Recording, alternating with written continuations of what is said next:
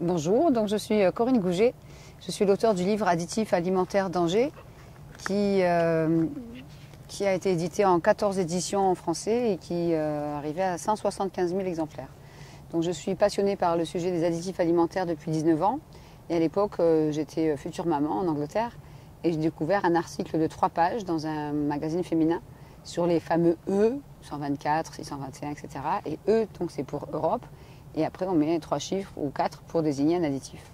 Donc j'ai commencé à éplucher les étiquettes de ce que je mangeais à l'époque quotidiennement. J'ai aussi compris qu'étant enceinte, il fallait que j'évite certains additifs alimentaires dangereux pour l'enfant que je portais.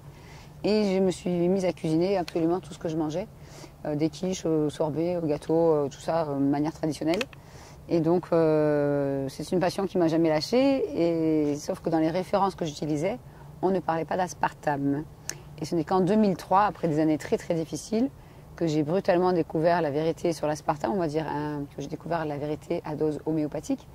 Et d'abord un début de vérité, 25 effets secondaires, puis les 92, et puis en 2005, on m'a offert ce livre imposant qui fait 1020 pages et qui s'appellerait en français « La maladie de l'aspartame, une épidémie ignorée ». Le scientifique qui a écrit ce livre a étudié les effets de l'aspartame sur ses patients pendant plus de 25 ans. Il a rédigé ce livre avec 1300 cas d'êtres humains qui ont eu des effets secondaires qui partent de la migraine à la crise d'épilepsie, à la tumeur au cerveau, à l'endormissement volant, à la rupture d'anévrisme, l'anorexie, l'obésité, la dépression, etc. Donc il a édité ce livre en 2001-2002 et en France on n'en parle pas. Et donc malheureusement le docteur H.G. Roberts, ancien diabétologue et endocrinologue, nous a quittés il y a 3 semaines. Il est mort à 88 ans de problèmes cardiaques et nous espérons que son livre et son travail puissent encore sauver des milliers de vies, comme ça l'a déjà fait. Je suis assez triste qu'il soit décédé, puisqu'il a été filmé par une journaliste française très connue et qu'il n'a pas été inclus dans son film, qui s'appelait Notre poison quotidien. Donc voilà, mon livre est aussi édité en hollandais, où on en est à 150 000 exemplaires. Il y a 6 ans, en espagnol, en italien, et la dernière version, c'est la version roumaine, avec un joli petit garçon qui mange une magnifique sucette colorée. Et donc j'aime bien la couverture de celui-là aussi. Mais l'idée, c'est de pouvoir permettre aux consommateurs non avertis de décrypter les étiquettes, parce qu'effectivement, il faut souvent une loupe. Tout ça, c'est écrit en minuscules. Si on prend l'exemple de ces horribles petits friandises, ben là, vous avez le mot Big Ben écrit en gros. C'est des imitations de petits bonbons bien connus, mais moins chers. Et là, pour lire ça sans loupe, là, derrière, c'est pas facile. Donc, du coup, ben, il faut une loupe. Et pour découvrir avec quel colorant c'est fabriqué. Donc, si on cherche un peu, on va chercher il y a plusieurs langues. Donc, c'est malheureusement vendu dans de nombreux pays. Alors, cacahuètes, on s'en doute, il y en a 29%. Enrobé de chocolat au lait, 48%. Dragéfié. Donc, ingrédients sucre, c'est-à-dire qu'il y en a beaucoup, parce que c'est au début. Je vais essayer de trouver. Cacahuètes, beurre de cacao, lait entier en poudre, donc il y a des traces d'OGM, parce que c'est du lait industriel. Lactose, pâte de cacao, ça c'est moins dangereux. Amidon de riz, c'est moins dangereux aussi. Émulsifiant, lécithine de soja. Donc là, même le professeur Gilles-Éric Serlini va parler de traces d'OGM, parce que ça sera du soja transgénique. E476, sirop de glucose, ça c'est pour faire grossir. Cyanocarbonate, sel de cuisine, c'est très rare de voir ça. On voit sel, mais sel de cuisine. On se demande bon, si c'est pas du sel iodé ou fluoré. Maltodextrine, c'est une source de glutamate monosodique. Dans la maltodextrine, le glutamate libre qui va provoquer l'addiction. Cacao 25% minimum. Peut contenir des traces de noyaux divers et gluten. Ça, c'est pour les allergiques. Et en général, sur ce genre de paquet, on voit les colorants à la fin de l'étiquette internationale. Et là, ils sont bien cachés. Ah, si, ils sont là. Ouhou. Donc là, on a carrément E100, qui est un colorant pas dangereux. E120, c'est un colorant rouge, qui est comme ça. E141, E153, je crois que ça doit être un bleu. E162 et E163. Donc on va regarder dans le livre. Il y en a beaucoup. Et celui qui est au milieu, en général, c'est du dioxyde de titane, qui ne semble même pas marqué sur l'étiquette. Là, c'est grave. Donc E100, c'est de la curcumine, colorant jaune d'origine végétale, donc ça va être celui-là. Après, on a donc du E120, là c'est moins drôle. C'est la cochenille, colorant dérivé souvent d'insectes écrasés ou chimiques. Les résultats de ces recherches sur les effets secondaires à long terme sur le système reproductif et le métabolisme ne sont pas encore disponibles à ce jour et ils pourraient être cancérigènes et mutagènes. En général, c'est de l'hyperactivité, de l'asthme, de l'eczéma, des insomnies, etc. Il est très très utilisé. J'ai vu un monsieur ce matin qui a acheté mon livre il y a 4 ans et qui prenait un médicament avec un colorant. Et à chaque fois qu'il prenait ce médicament, il faisait de l'asthme. Et en trouvant les références dans mon livre, il a arrêté ce médicament pour prendre autre chose et il faisait plus d'asthme. C'est quand même impressionnant. Et c'est un monsieur d'un certain âge. Donc après, on a encore du E141. Donc là, il faut être vraiment... C'est un complexe cuivrique dérivé de la chlorophylle et de la chlorophyline. Donc les rapports sont contradictoires et à forte contenance de cuivre. Risque, asthme, réaction cutanée, allergie respiratoire. Donc on va dire que ça doit être à peu près cette couleur-là, orange. Et après on a encore du E153, charbon végétal médicinal, donc colorant noir qui serait dérivé de cendres végétales, souvent considéré comme inoffensif, mais avec des rapports contradictoires. E162, alors, rouge de betterave. Donc voilà, donc là encore on va dire c'est le moins dangereux. Et on a E163, c'est colorant entre le rose, le violet et le bleu, dérivé de fruits et de légumes. Et moi ce qui m'étonne beaucoup dans ce produit, c'est que le colorant blanc qu'il y a entre le chocolat et le colorant orange ici, eh ben, il n'est pas marqué nulle part. Et en général, c'est du dioxyde de titane qui est de plus en plus dénoncé comme contenant des nanoparticules, chers amis. Colorant blanc, combinaison de 2 atomes d'oxygène avec ce métal. Aucune étude à ce jour n'a prouvé que cet additif ne soit pas cancérigène. Donc sur les fameuses cacahuètes dragéviées avec un petit M sur le dessus, là on met du dioxyde de titane pour pouvoir pulvériser le colorant par la suite et avoir cette jolie petite lettre M sur le devant. Et on voit des gens dévorer des sacs entiers. Donc là, ça s'appelle Big Ben. Évidemment, si vous mangez tout le paquet avec le soja qu'il y a dedans, les produits laitiers, les arômes, etc., vous pourrez devenir un Big Ben vous-même. Mais bon, on ne va pas le dire. Donc je ne sais pas combien ça coûte ça, mais voilà. Sans colorant artificiel, il faudrait aller prouver que ce n'est pas de la cochenille industrielle ou que ça soit vraiment des insectes écrasés. Mais bon, ça ne me donne pas vraiment envie d'en manger. Donc voilà un exemple où il faut vraiment une loupe pour lire ces choses-là. Concernant l'aspartame, vous avez ici donc la photo du docteur H.G. Roberts que vous pourrez encore voir et entendre dans le film Faux sucre, vrai scandale sur Internet. Et donc c'est cet expert qui a écrit cet énorme pavé, comme on dit souvent. Et donc il était endocrinologue et diabétologue. Et dans ce livre, à la page 550 à peu près, il y avait un questionnaire qui s'appelle Survey Questionnaire pour les victimes de l'aspartame. Et ce questionnaire, il se retrouve maintenant dans mon site en français et il s'appelle Intoxication à l'aspartame. Donc on prend de l'aspartame pour maigrir, parce qu'on est diabétique, pour éviter le sucre, pour X raisons. On commence souvent malheureusement par des choses comme ça que tout le monde connaît. La boîte est tellement vieille qu'on ne voit plus les ingrédients derrière. Et on finit sinon par des petites sucrètes moins chères, où il y en a plus, c'est plus dosé. Moins c'est cher, plus il y en aura. Malheureusement, des mamans ou des enfants pensent bien faire pour éviter l'aspartame qui commence quand même à être dénoncé depuis plusieurs années en utilisant de tels chewing-gums. Et là, en tout petit, en exhausteur de goût, alors que c'est un édulcorant, on va trouver le mot aspartame. Et là, ça ne va pas. Donc, les effets de l'aspartame sont d'abord neurotoxiques, c'est-à-dire qu'à chaque dose, il ne faut pas attendre de boire 30 canettes par jour. À chaque fois qu'on prend un chewing-gum, une boisson light, une sucrète, l'aspartame se dégrade dans le corps à partir de 30 degrés. Va par les chewing-gums et les bonbons, le professeur Robert disait, c'est comme si on consommait de la nitroglycérine sous la langue. Ça va directement dans le cerveau par les chewing-gums et les bonbons. Des millions de chewing-gums sont consommés par jour. Et des millions de bonbons, soi-disant bienfaisants, sont consommés par jour en France par des enfants aujourd'hui, des 8 ans, qui prennent ça dans la voiture avec papa ou maman, ou des personnes âgées qui consomment ça pendant des années. Donc à chaque fois qu'on prend une dose d'aspartame, cette molécule est capable d'aller exciter les neurones du cerveau en traversant la membrane censée protéger le cerveau, et on appelle ça la membrane hémato-encéphalique. Et là, va exciter les neurones pour le faire exploser pendant 1 heure à 12 heures. Et les dégâts commencent 2 heures après ingestion environ. Donc le neurone est immédiatement excité, il gonfle, il explose, et après il reste plus grand chose.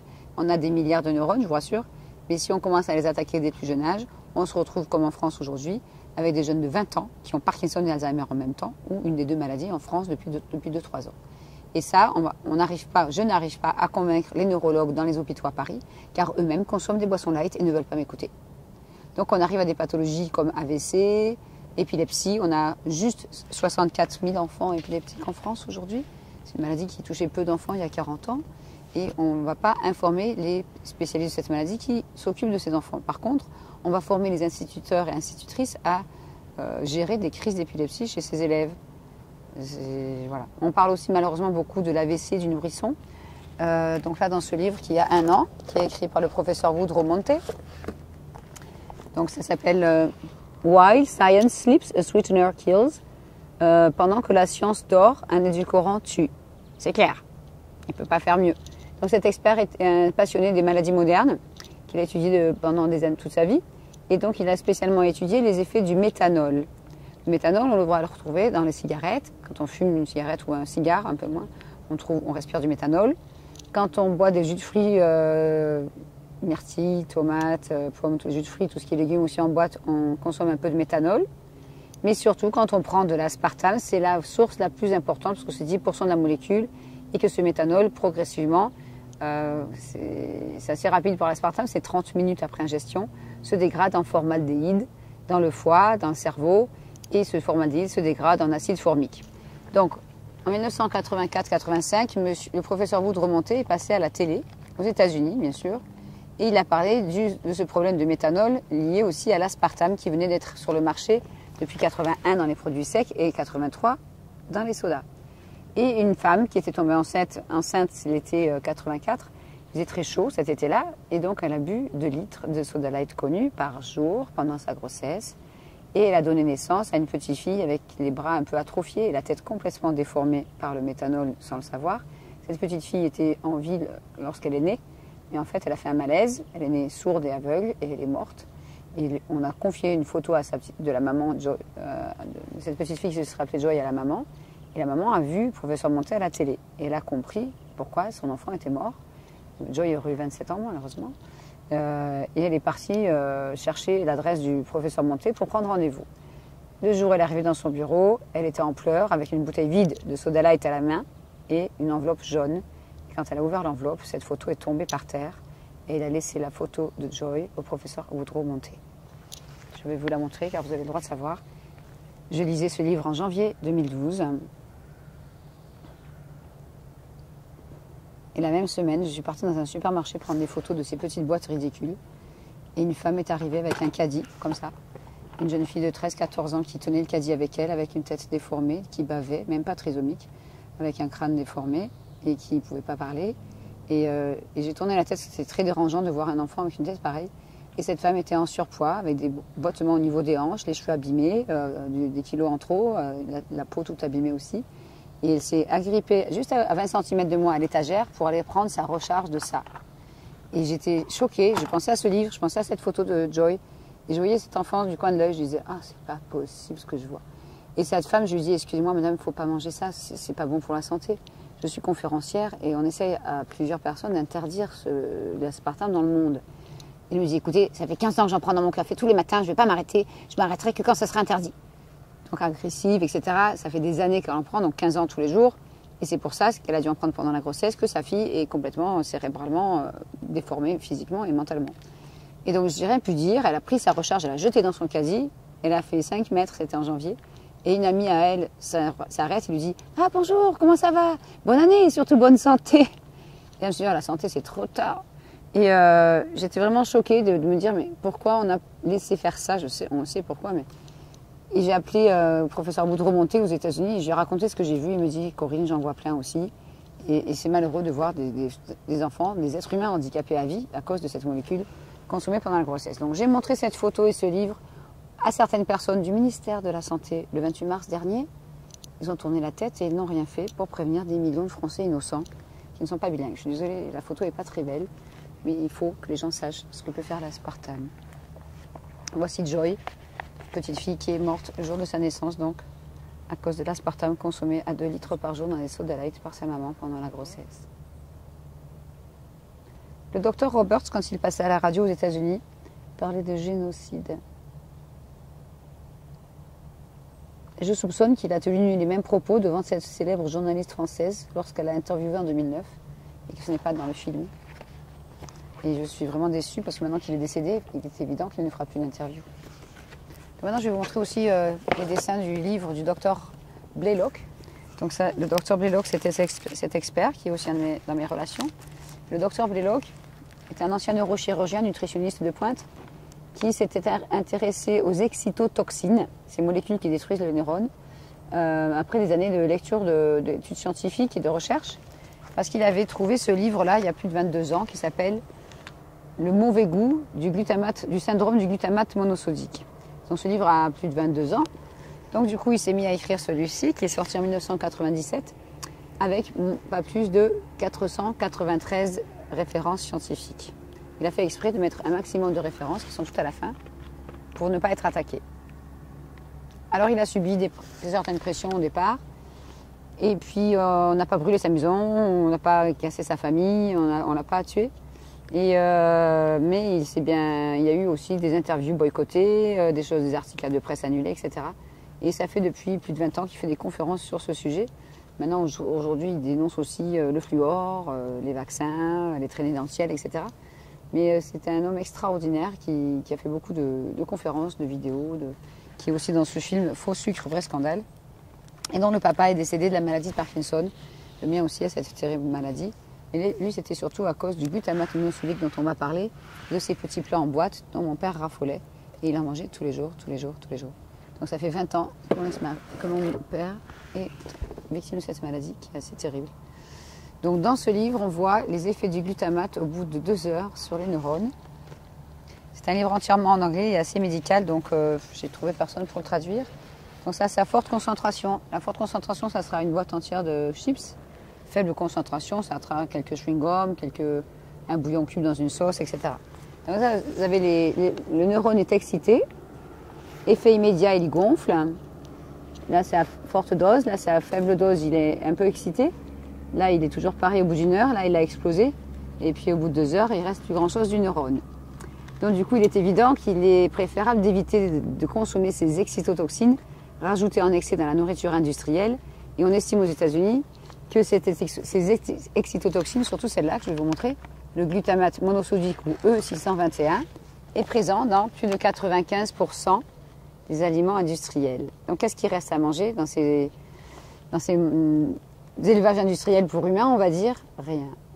Et la chose la plus grave, c'est que certains fertilisants contiennent 30% de glutamate monosodique et sont pulvérisés sur des fraises ou du raisin, par exemple, qui par la suite, dans les confitures de fraises ou le raisin qui est fait transformer en vin, on peut retrouver des traces de glutamate monosodique. Donc certains Américains qui sont friands des spécialités culinaires européennes viennent en vacances en Espagne, achètent du vin ou passent en France acheter de la confiture, par exemple, et rentrent aux États-Unis avec ces produits. Et quand ils en consomment, ils réagissent au glutamate monosodique sans savoir qu'ils en ont consommé, puisque c'était dans le fertilisant. C'est affolant. Donc si vous allez sur mon site qui est www.santéendanger.net, vous allez dans la rubrique vidéo mes articles, et dans mes articles, il y en a un qui a été écrit pour Kousmine et qui s'appelle les excitotoxines. Vous en mangez peut-être tous les jours sans savoir. Et là, j'explique bien les effets secondaires, les références, etc. et l'histoire de ce fertilisant qui contient 30% de glutamate monosodique. Donc on n'est pas sorti de l'auberge. Jack Samuels, un très bon ami à moi qui est décédé il y a 1 an aussi d'un problème cardiaque et qui avait survécu 30 fois une intoxication au glutamate, Jack Samuels m'expliquait qu'en fait, c'était vraiment très très grave ce qui se passait dans la nourriture et qu'il fallait alerter le plus grand nombre de personnes possible. Et les dégâts neurologiques au niveau du glutamate monosodique peuvent durer entre 1 heure à 48 heures après chaque dose. Donc si vous prenez des adorables petites boîtes de plats préparés, vous avez des fois 5 à 6 sources de glutamate monosodique différentes dans le même plat. Le but, comme le dit le docteur Blaylock, c'est de donner du goût à quelque chose qui n'en a pas, qui garantit 1 an, 2 ans, voire plus dans la boîte, et qui, sans ça, n'aurait pas envie d'en manger. Si vous cuisinez des lentilles vous-même, avec une saucisse de Strasbourg, si possible, sans sulfite et sans colorant et sans glutamate. Vous mettez ça dans un bocal pendant 3-4 jours, même une semaine, ça commence à moisir, c'est évident. Donc là, on va rajouter des conservateurs et puis des fois des colorants dans la saucisse. Et puis, quand vous allez ouvrir la boîte, il y a marqué engagement, qualité, viande d'origine contrôlée. Bon, vous ne savez pas s'il y a du cheval dans la saucisse, mais bon, voilà. Source de vitalité. Je suis désolée, ça c'est de la tromperie aggravée. On ne peut pas avoir de la vitalité après avoir consommé un produit avec 6 sources de glutamate monosodique. Les premiers symptômes, 15 minutes après ingestion, si on est allergique, ça va être des nausées, envie de dormir, des vertiges, des envies de vomir, des migraines, et des éruptions cutanées sur le visage, voire œdème de Quint, genre gonflement de la langue et de la bouche ou du visage, et là la personne commence à s'étouffer. Donc ceux qui sont allergiques ont de la chance, entre guillemets, ils sont obligés de cuisiner tout ce qu'ils consomment, et surtout éviter aussi l'extrait de levure dans les produits bio qui sont aussi du glutamate monosodique. C'est affolant. Donc ça, ils vont mieux éviter. On ne peut pas avoir de vitalité après ça, mais ils ont été plus loin. Ils ont fait format croquette pour chien, pâté pour chien, format familial, on va dire. J'en donnerai même pas à mon chien. Et là, les enfants, l'enfant qui m'a donné ça a mangé ça avec sa sœur, son frère et sa maman. Et on dit que c'est un traiteur depuis 1898. Donc là, si on voit les ingrédients, sauce, eau, sein doux, concentré de tomate, farine de blé, sel, sucre, gomme de goire, arôme. Dans l'arôme, il peut y avoir 3 fois du glutamate monosodique, ils sont au pluriel. Exhausteur de goût, glutamate de sodium, donc ça fait déjà 2 fois, si c'est pas 4. Haricots blancs précuits, on s'en doute. Charcuterie, viande, 22%. Saucisses fumées, saucissons maigres de tête, porc, eau, gras de porc, viande de dinde, viande de porc, farine de blé, fibres de pois, protéines de soja, sûrement transgéniques. Couenne de porc gélifiant E407A, protéines de lait, épaules de porc préparées en salaison, conservateur E250, sinon ça pourrit. E316, stabilisant ditripolyphosphate. Et ça, c'est censé être un plat familial avec moins de sel. Je préfère rigoler parce que... Donc j'en donnerai même pas à mon chien, même si quand j'ouvre des boîtes que j'achète des fois pour les prendre en photo, rien qu'à l'odeur du glutamate, ma chienne est toute excitée, elle me suit partout, elle sent ça dans la pièce et je m'empresse vite de mettre ça à la poubelle et fermer le sac et aller le mettre dehors. Parce que rien qu'à l'odeur, ça rend un peu excité. Donc c'est aussi dans cette boîte de chips très connue. J'ai acheté la boîte exprès parce que là il y a quand même de l'abus. Exploding Cheese and Chili, goût explosif au chili et au fromage, avec même un thermomètre qui vous montre que c'est vraiment, si vous arrivez là, il faut éteindre le feu. Il y a même un instincteur. Et donc, bursting with more flavor, ça veut dire que ça explose avec plus de goût. Et c'est, comme vous vous en doutez maintenant, c'est pas le goût qui explose, c'est vos neurones.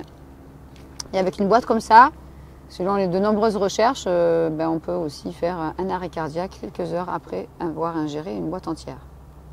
C'est affolant. Le but, c'est de donner du goût. Si vous allez sur Internet, et YouTube, et vous tapez la vérité sur le glutamate monosodique, vous verrez une vidéo qui dure 13 minutes, sous-titrée en français par un de mes amis, et qui a été diffusée à la télé en 1991 aux États-Unis, et après en janvier 92.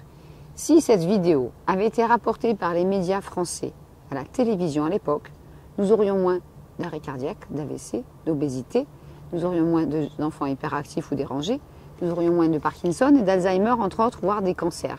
Car l'aspartame peut déclencher un cancer et le glutamate le fait grossir comme un feu de paille, car la tumeur cancéreuse, selon le professeur Blaylock, se nourrit de glutamate monosodique. Or, qu'est-ce qu'on fait dans les hôpitaux? On ne nous donne surtout pas de conseils en nutrition.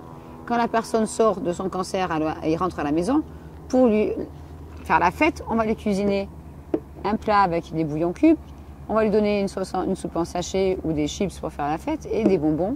Certains enfants, maintenant qui sont grands, ont aussi offert des petits bonbons aux plantes bienfaisantes à leurs parents ou des chewing-gums menteur-gomme. Et là, le cancer revient et la personne décède quelques mois, voire quelques années plus tard. Et après, les enfants disent « j'ai empoisonné mon père ou ma mère ». Mais ce n'est pas leur faute. Donc du coup, qu'est-ce qu'on peut imaginer comme histoire? L'histoire de Blanche-Neige, que j'utilise avec les enfants. Quand je fais des ateliers pour enfants, parce que je n'explique pas la même chose aux enfants qu'aux parents, d'où l'intérêt de faire un atelier pour enfants, par exemple, un vendredi après-midi dans une école maternelle, primaire, un collège ou un lycée, et le soir, si nous avons une pièce à disposition, faire une conférence pour les parents. Donc pour les enfants, j'utilise cette histoire avec la sorcière. Pourquoi la sorcière fait la pomme? Est-ce qu'elle est belle? Est-ce qu'elle n'est pas belle? Est-ce qu'elle est intelligente? Est-ce qu'elle n'est pas intelligente?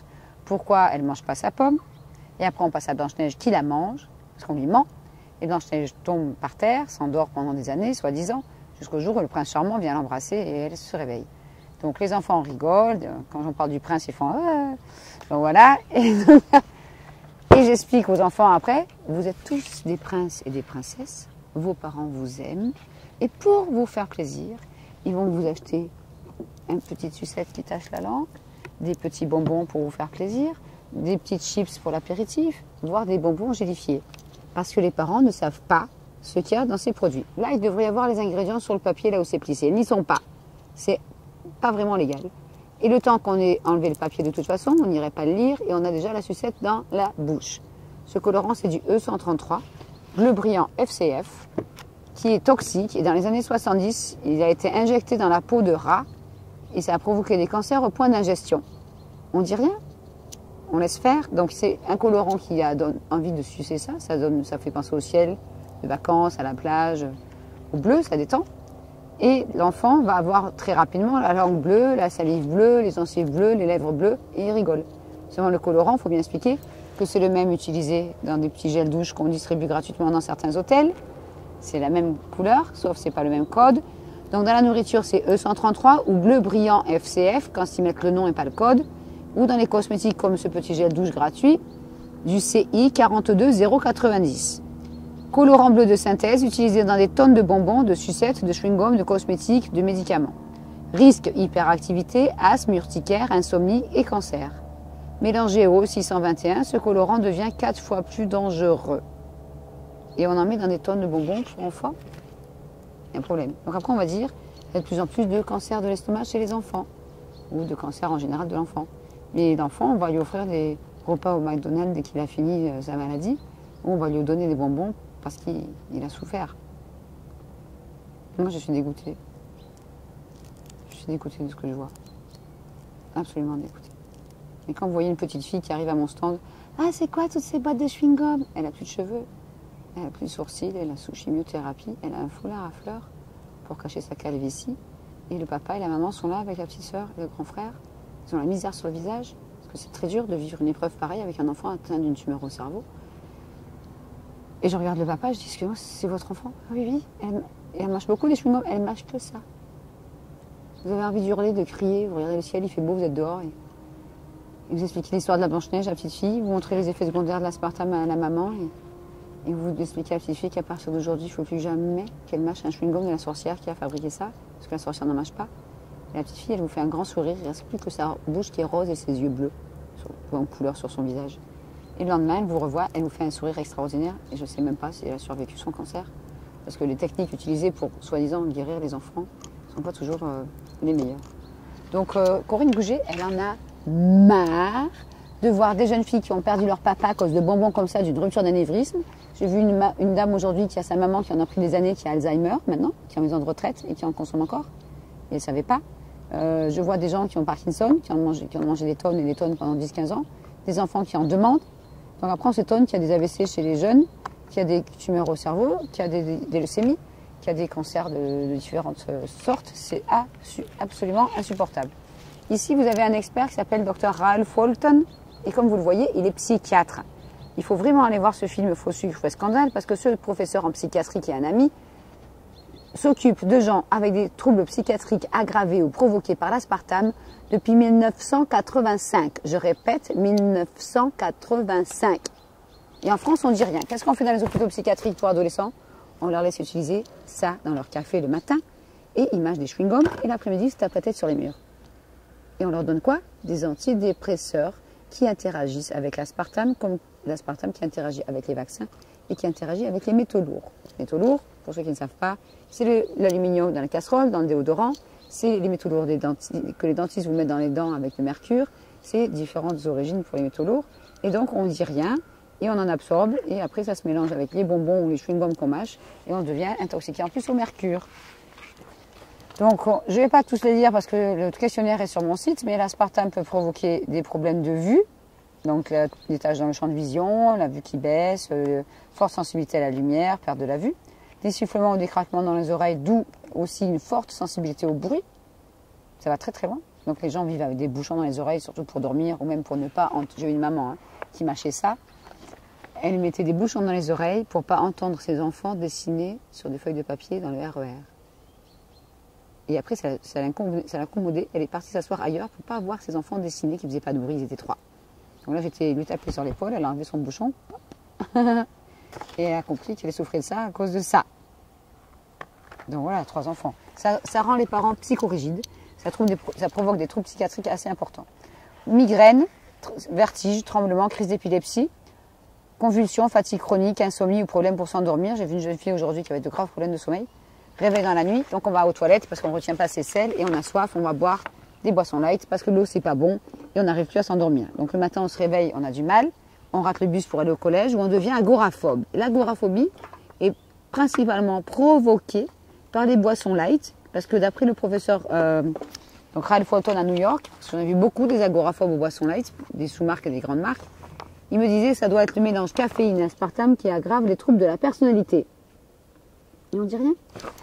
Donc ça peut aussi faire essoufflement inexpliqué, au niveau de la psychiatrie, irritabilité, troubles de l'élocution, dépression, tentative de suicide, changement de personnalité, troubles de mémoire, confusion mentale, douleur inexpliquée au visage, aggravation des phobies, des tocs, c'est extraordinaire les tocs que ça provoque, des obsessions pour l'argent, le pouvoir, le rangement, la propreté, la paranoïa peut être aggravée, voire aller jusqu'à la paranoïa aiguë, la peur de la hauteur, l'obsession sexuelle, l'hypersexualité, ça provoque des courts-circuits.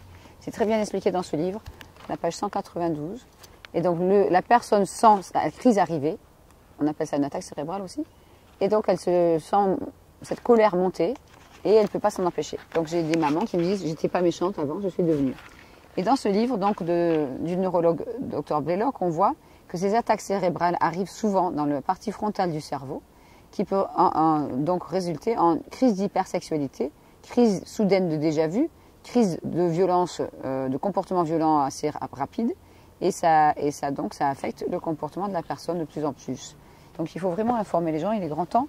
On peut avoir une rupture d'anévrisme, une tumeur au cerveau, maladie d'Alzheimer ou de Parkinson aggravée, voire provoquée, changement de personnalité, on l'a dit, essoufflement au niveau de la cage thoracique, palpitations, douleurs dans les côtes, problèmes d'hypertension, arrêt cardiaque, ça il y en a plein.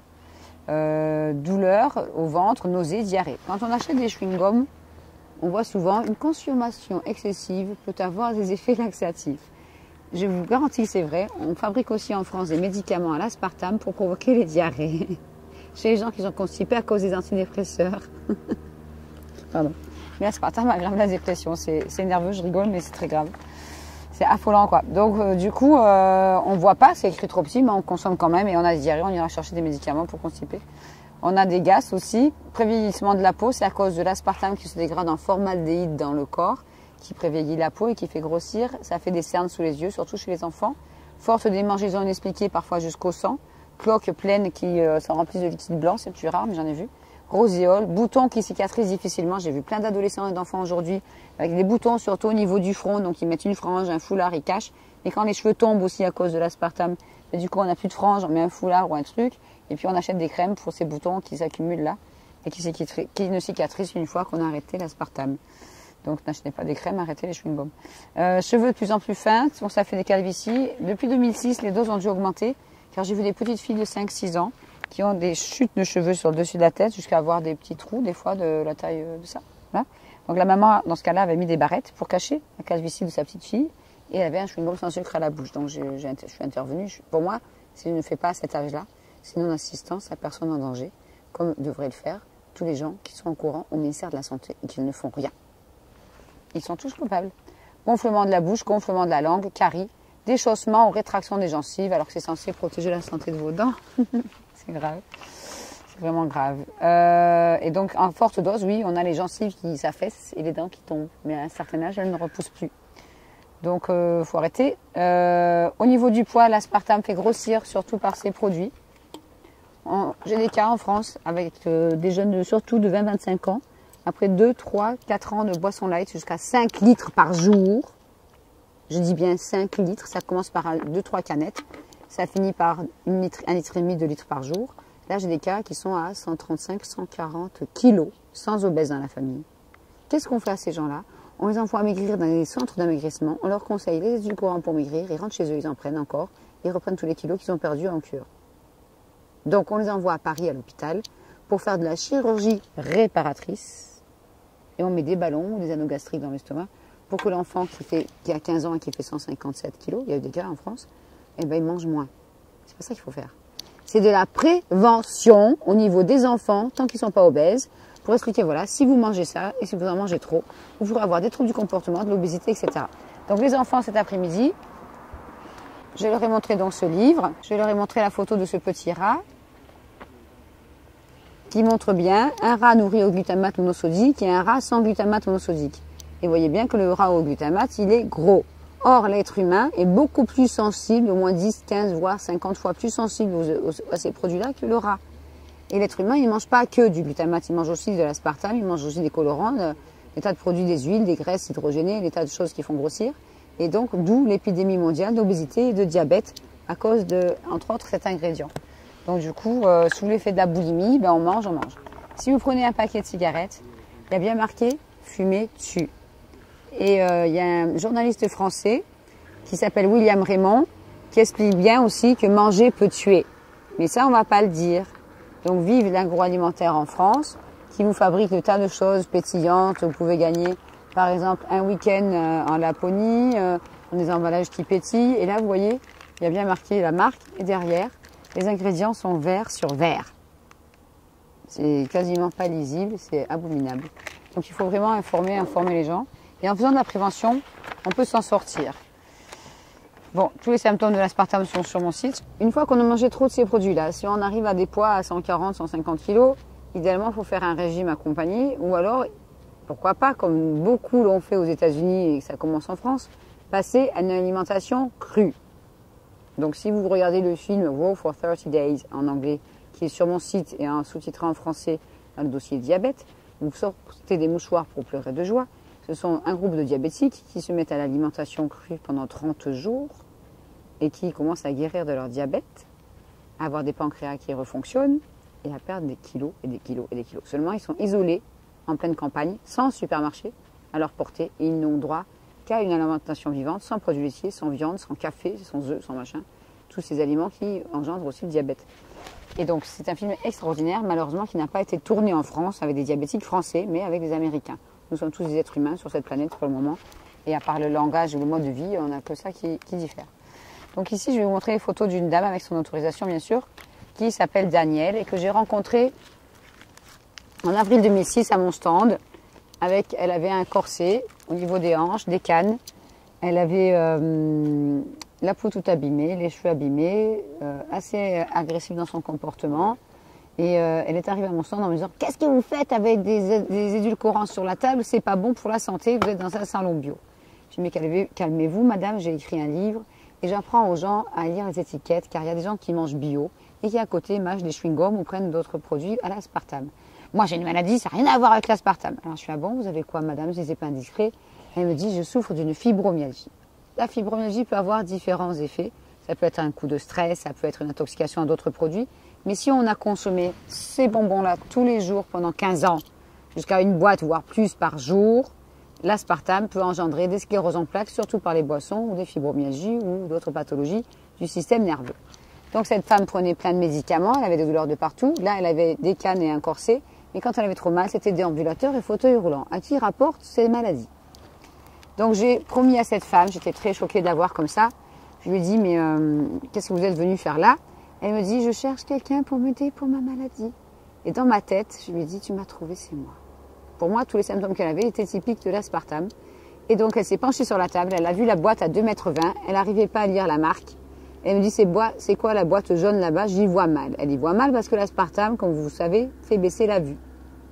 Et donc, du coup, elle s'est penchée sur la table, j'ai expliqué, c'est des bonbons suisses bienfaisants au citron de cette marque-là. Elle me dit, mais il n'y a pas d'aspartame dedans. Il y avait du monde devant le stand. Et je regardais, je fais, je suis désolée madame, si c'est sur mon stand, c'est qu'il y en a. J'en ai mangé pendant 15 ans. Disons, il a regardé, il voulait pas lui ressembler, il faisait... Donc la pauvre femme, je l'ai assise sur la chaise. J'ai mis les dossiers en français sur le sujet. Elle était choquée. Elle tremblait. Elle me disait, je dansais le rock'n'roll toute la nuit parce que j'arrivais pas à dormir. J'allais toujours chercher ma boîte de bonbons. Je revenais chez moi si j'avais oublié. Et j'avais toujours un bonbon dans la bouche pour danser. Donc là, avec les cannes et le corset, la danse était finie. Et puis au bout d'un moment, je me suis retournée, je lui ai dit, madame, je vais vous aider. Je trouverai tous les thérapeutes qu'il faut pour vous désintoxiquer jusqu'au jour où vous redanserez le rock'n'roll. Puis pourquoi tu as dit ça si ça ne marche pas?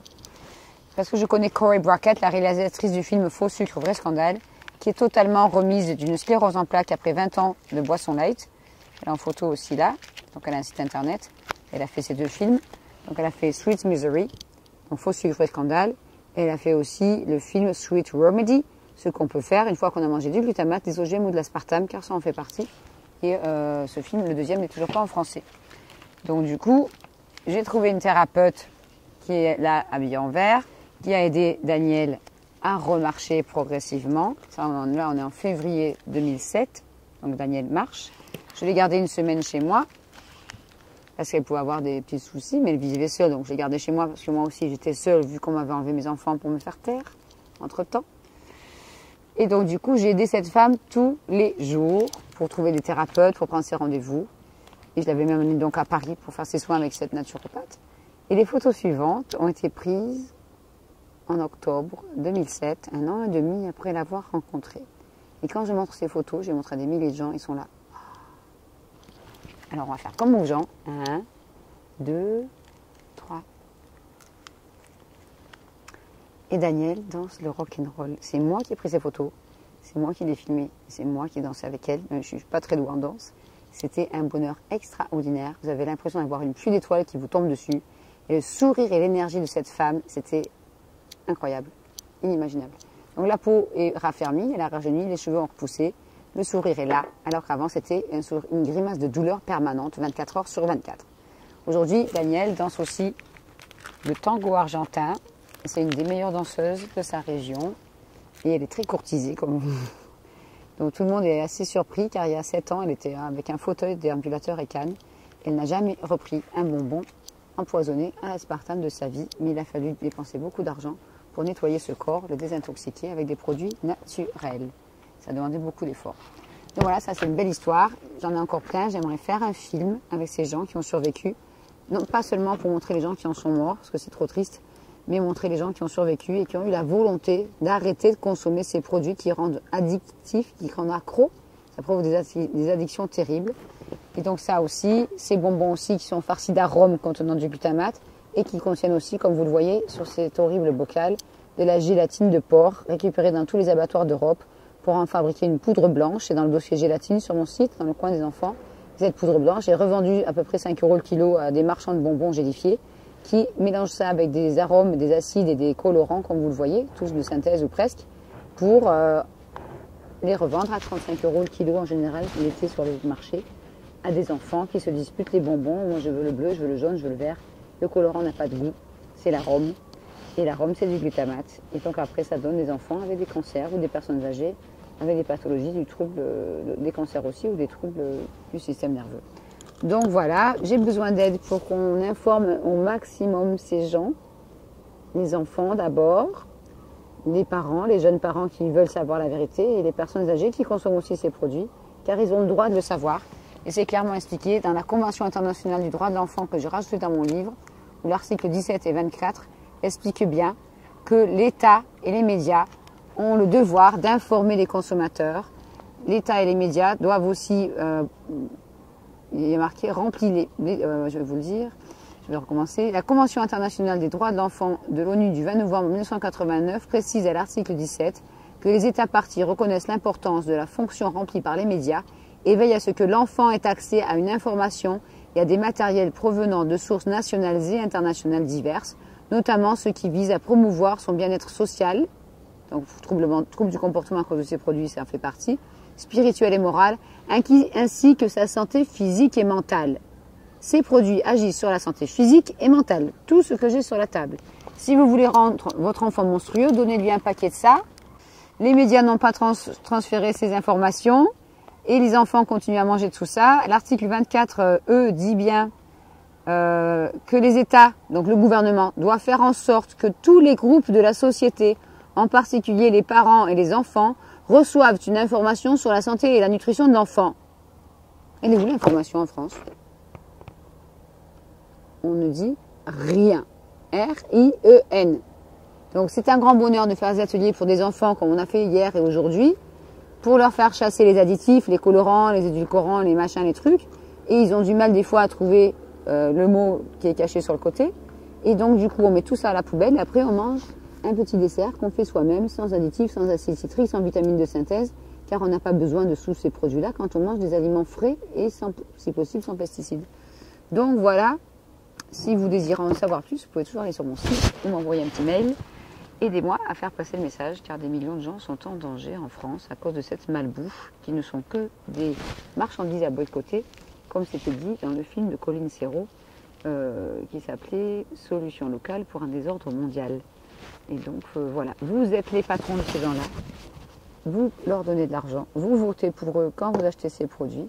Il ne tient qu'à vous d'acheter autrement, de consommer intelligemment, d'acheter vos produits frais, si possible locaux auprès des gens qui les font pousser ou qui les cultivent, ou qui les élèvent, et selon vos choix. Et donc du coup, de donner de l'argent à des gens qui vont pouvoir produire mieux pour vous, qui consommeraient mieux. Voilà. Bonne santé à vous, surtout à vos enfants.